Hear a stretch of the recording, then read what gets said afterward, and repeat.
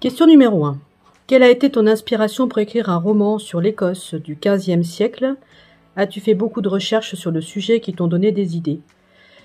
J'ai lu énormément de romans sur l'Écosse. C'est vraiment une terre qui me passionne depuis longtemps, une terre de légende, une terre qui est encore mystérieuse.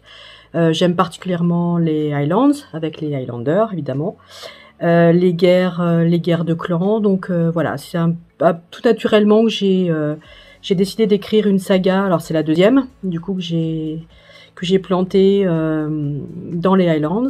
Pourquoi le XVe siècle? Celle que j'ai écrite avant était du XVIe, et là j'ai voulu du coup qu'elle soit un petit peu plus reculée dans le temps, peut-être pour être un peu plus archaïque encore. Et oui, j'ai fait pas mal de recherches pour coller quand même à l'histoire, à la grande histoire, pour pas faire de trop d'anachronismes. J'espère que j'en ai pas trop fait. Et voilà, donc on est sous le règne de Jacques Ier d'Écosse, donc c'est un Stuart. Et bon, je me suis un petit peu quand même, j'ai pris un peu de liberté avec l'histoire, parce que le tome 2, la princesse Annabelle doit épouser Craig, et en fait elle est quand même trop jeune pour qu'à cette époque elle soit en âge de se marier. Question numéro 2. Es-tu déjà allé en Écosse?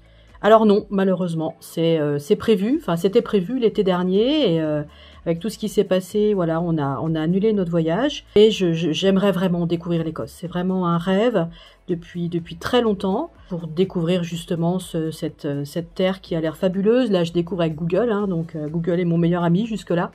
Et c'est vraiment un endroit qui m'intéresse, et en fait c'est ce que j'aimerais pouvoir aller dans chaque endroit où je situe l'intrigue de mes romans, pouvoir aller m'inspirer de l'atmosphère, pouvoir rencontrer les gens, parler avec eux.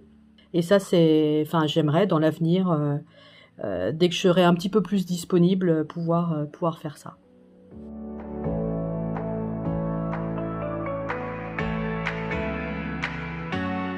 Question numéro 3. Lequel des 3 frères MacLeod est ton préféré? Avec lequel aimerais-tu passer une journée, et que feriez-vous? Dans ma saga de l'insoumise des Highlands, donc là c'est le premier tome avec Alexander, donc qui sont 3 frères, Alexander, Craig et Ewen. Clairement c'est Craig qui a ma préférence, parce que il est indocile, mais à la fois il est capable de sacrifier pour son clan. Même s'il veut pas épouser la princesse, il veut le faire. Il accepte ce que Alexander, qui est son laird, le chef de son clan, il lui impose ce mariage, et même si ça lui fait mal au ventre, il va le faire. Après, il va accepter l'idée d'épouser la princesse. Ce qu'il n'avait pas prévu, c'était de tomber amoureux d'une autre femme. Avec lequel aimeriez-tu passer une journée? Voilà, Craig. Et qu'est-ce qu'on pourrait bien faire? Eh bien, j'aimerais qu'il me parle de son univers, qu'il m'emmène dans les Highlands, qu'il me fasse découvrir son clan, sa demeure, voilà. Et puis, c'est déjà pas mal.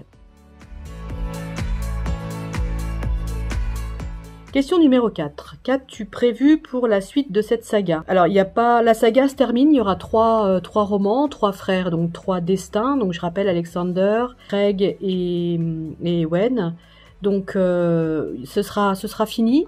J'ai du coup déjà écrit une première saga, une duologie, il y a quelques années, et j'ai comme l'historique c'est quand même ce que j'aime écrire. Enfin, j'aime écrire plein de choses, mais l'historique c'est quand même ma came quelque part.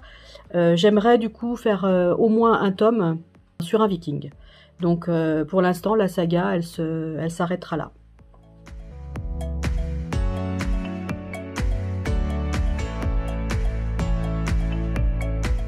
Question numéro 5.